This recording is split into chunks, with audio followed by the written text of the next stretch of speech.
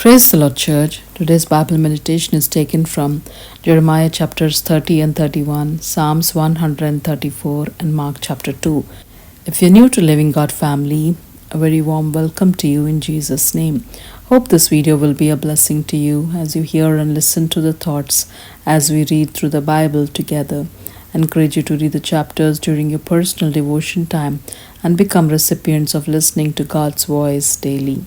Jeremiah chapter 30 verse 17. For I will restore health to you and heal you of your wounds, says the Lord, because they called you an outcast, saying, This is Zion, no one seeks her. Jeremiah chapter 31 verse 12.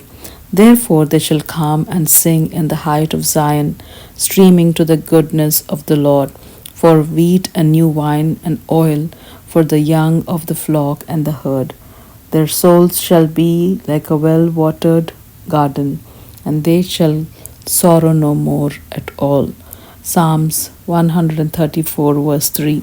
The Lord who made heaven and earth bless you from Zion. Mark chapter 2 verse 17. When Jesus heard it, he said to them, Those who are well have no need of a physician, but those who are sick. I did not come to call the righteous, but sinners to repentance. God the Almighty, our Heavenly Father, heals all our wounds. Jehovah Rapha is our healer. He will heal us from all physical, emotional, spiritual, and mental health issues when we come to Him. He will also bless us with spiritual gift of healing to speak health and happiness into those around us.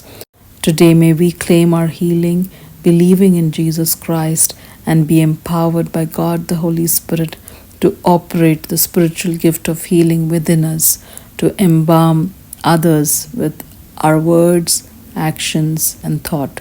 Thanks be to God for the gift of salvation. Praise be to our wonder-working God. In Jesus' name, amen. Thank you for the privilege of your time and watching the videos and being part of Living God community.